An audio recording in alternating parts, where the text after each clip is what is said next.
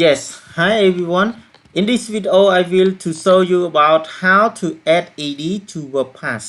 បាទនឹងហើយសួស្តីអ្នកនរគ្នាក្នុងវីដេអូនេះខ្ញុំនឹងបង្ហាញបងប្អូនអ្នកនរគ្នាពីរបៀបនៃការបន្ថែម ed ទៅលើកិរិយាសព្ទអតីតកាលដោយអ្នកទាំងអស់គ្នាបានឃើញហើយកិរិយាសព្ទដែលខ្ញុំបានលើកឡើងនៅខាងក្រោមនេះគឺមាន3ដូចជា walk ទៅជា walked stop ទៅជា stopped stay ទៅជា stayed អញ្ចឹងចង់សួរថាតើដើម្បីយើងបន្ថែម ed មានប្រមាណរបៀបនៃការបន្ថែម ed ទៅលើកិរិយាសព្ទអតីតកាល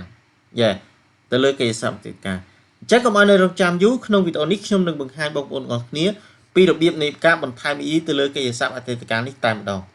let's go.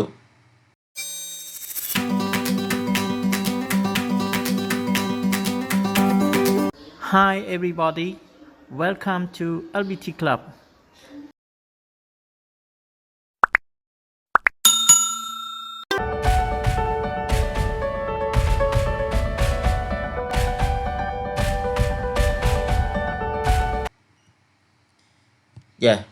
Normally we add ed to regular verb past simple and past participle. អញ្ចឹងជាធម្មតាចំណុចនេះខ្ញុំចង់និយាយថា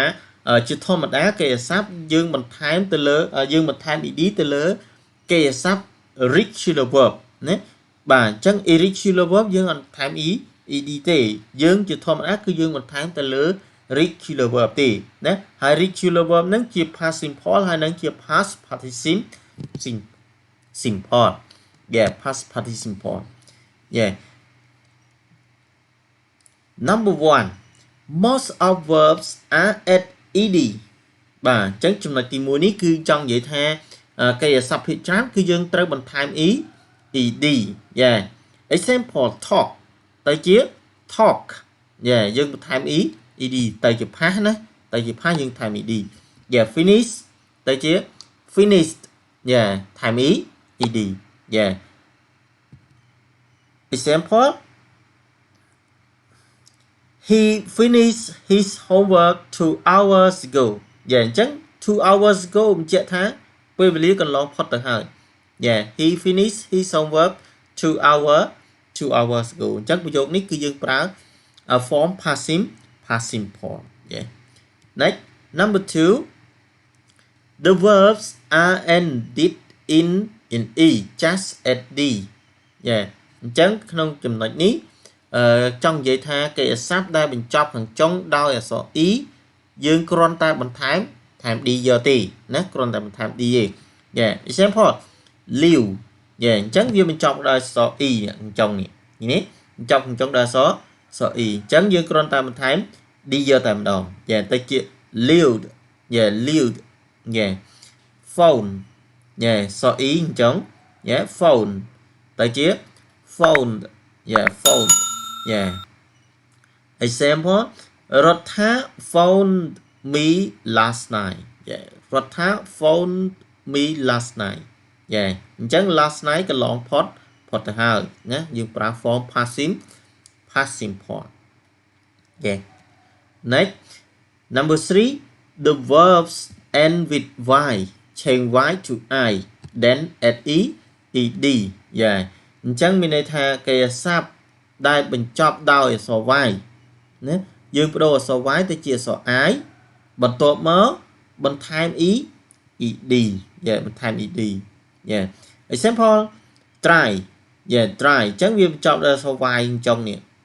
try បញ្ចប់ដោយអក្សរ y អញ្ចឹងទៅជា tried បដូរ y ទៅជា I រួចបន្ថែម ed ទៅជា tried study study ទៅជា started started បាទ more example the burglars tried to escape from prison the burglars tried to escape from prison បាទ escape មានន័យថាគេចខ្លួនណាburglar ចោរអញ្ចឹងមានន័យថាចោរព្យាយាមរត់គេចចេញពីគុកណារត់គេចចេញពីគុកnumber 4 number 4 and verb verbs end with one vowel plus one consonant with double consonants then add ed អញ្ចឹងចំណុចនេះគឺចង់និយាយថាកិរិយាសព្ទដែលបញ្ចប់ដោយស្រៈមួយណាដោយស្រៈមួយយើងស្រៈយើងដឹងហើយមាន a e i o o u ណាស្រៈមួយបូកនឹងចេញជាអ្នកមួយនេះ one consonant ចេញជាអ្នកអញ្ចឹងចេញជាអ្នកវាក្រៅពីអាហ្នឹងក្រៅពី a e i o u ហ្នឹងគឺសុទ្ធតែជាចេញជាអ្នក yeah with double consonants then add ed ណាយើងថែម consonant ឲ្យបាន2ណាយើងថែម consonant ឲ្យបាន2បន្ទាប់មកបន្ថែម ed ណា yeah ed ឧទាហរណ៍ yeah example plan yeah plan ទៅជា plan yeah អញ្ចឹងឃើញ plan វាបញ្ចប់ក្នុងចុងដោយស្រៈមួយនេះស្រៈ a ហើយនឹងចេញជាអ្នក n yeah ស្រៈមួយចេញជាអ្នកមួយអញ្ចឹងដល់ទៅជាអតីតកាលគឺយើងថែម n មួយទៀតដើម្បីឲ្យបាន2ណា double n យ៉ាអញ្ចឹងទៅជា planned yeah planned yeah one more stopped អញ្ចឹង stop ឃើញទេស្រៈ o មួយចេញជាអ្នក p មួយយ៉ាអញ្ចឹងយើងដើម្បីឲ្យទៅជាអតីតកាលយើងថែម double p ណា double p yeah ទៅជា stopped yeah stopped yeah បាទអញ្ចឹងចំណុចនេះគឺស្រៈមួយបូកនឹងចេញជាអ្នកមួយណានៅខាងចុងណាស្រៈមួយបូកចេញជាអ្នកមួយនៅខាងចុងគឺយើងត្រូវ double consonant ណា double ចេញជាអ្នក yeah but we do not double the consonants if one when it has two syllable or more or the last syllable is not straight ណាបាទប៉ុន្តែយើងមិន double consonant ទេណានៅចំណុចបំបញ្ញយើងនិយាយថា double consonant ប្រសិនបើវាបញ្ចប់ក្នុងចុងដោយស្រៈមួយបូកនឹងចេញជាអ្នកមួយ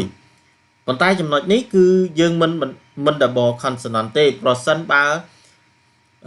នៅពេលដែលវាមាន2សំឡេងណាមាន2សំឡេងពាក្យនោះណាកិរិយាសព្ទនោះមាន2សំឡេងឬក៏ច្រើនឬក៏សំឡេងនៅខាងចុងហ្នឹងមិន stress ណាមិន stress ឥឡូវយើងមើលឧទាហរណ៍ listen ឃើញទេមានប៉ុន្មានសំឡេង2សំឡេង listen យ៉ា2សំឡេងវាមានស្រៈមួយនេះស្រៈ e ហើយនឹងចេញជាអ្នក n ឃើញទេស្រៈមួយនៅខាងចុងចេញជាអ្នកមួយនៅខាងចុងដូចមិនបាញ់ដែរប៉ុន្តែអាចំណុចនេះគឺយើងអត់ double ទេពីព្រោះមាន2សំឡេងណានេះ listen ហើយសំឡេងនៅខាងចុងគឺអត់ stress ទៀតណាអត់ stress ទៀតវា stress នៅចុងនៅដើមនេះវាសង្កត់សំឡេងណាដូចជា list នេះវាសង្កត់ listen អញ្ចឹង sin ហ្នឹងគឺវាអត់សង្កត់សំឡេងទេអញ្ចឹងដល់ទៅជា past simple គឺយើងអត់ double ទេណាអត់ double consonant ទេអត់ double n ទេបើចំណុចបំបញ្ញគឺយើងត្រូវ double consonant យេព្រោះស្រៈមួយចេញជាអ្នកមួយនៅខាងចុងប៉ុន្តែចំណុចនេះគឺអត់ទេព្រោះវាមាន2សំឡេងឬក៏សំឡេងនៅខាងចុងវាអត់ stress យ៉ាអញ្ចឹងយើងថែម ed យកតែម្ដងយ៉ា number 2 when it has when it is one vowel plus y or w អញ្ចឹងកាលណាបញ្ចប់នឹងចុងដោយស្រៈមួយបូកនឹង y ឬក៏ w ក៏យើងអត់ double consonant ដែរណាមិញយើងនិយាយ double consonant កាលណាស្រៈមួយបូកចេញជាអ្នកមួយយើងត្រូវ double consonant ប៉ុន្តែចំពោះស្រៈបូកនឹងអក្សរ y ឬក៏អក្សរ w គឺយើងអត់ double ទេណាឧទាហរណ៍ដូចជា play ឃើញទេ play ស្រៈណាស្រៈ a យ៉ាបន្ទាប់មកអក្សរ y អញ្ចឹងស្រៈបូកនឹង y ឬក៏ w គឺយើងអត់ double consonant ទេណាយើងបន្ថែម ed យកតែម្ដងអញ្ចឹង play ទៅជា played yeah played yeah more example she listened to that music last night last week ណា she listened to that music last week yeah អញ្ចឹង last week គឺវាចប់ហើយយើងប្រើ form past simple yeah form past simple បាទអញ្ចឹងក្នុងវីដេអូថ្ងៃនេះគឺមានតែប៉ុណ្ណឹងបាទបង្ហាញបងប្អូនទាំងអស់គ្នាពីរបៀបនៃការបន្ថែម ed ទៅលើកិរិយាសព្ទ regular verb past simple or past participle simple បាទសង្ឃឹមថាអ្នកទាំងអស់គ្នានឹងតាមទាន់ហើយចំណុចណាដែលបងប្អូននៅមានចម្ងល់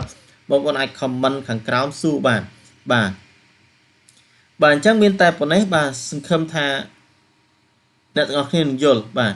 ជួបគ្នានៅវីដេអូក្រោយខ្ញុំនឹងបង្ហាញអំពីspelling ហើយនិង past simple form របស់ ed រ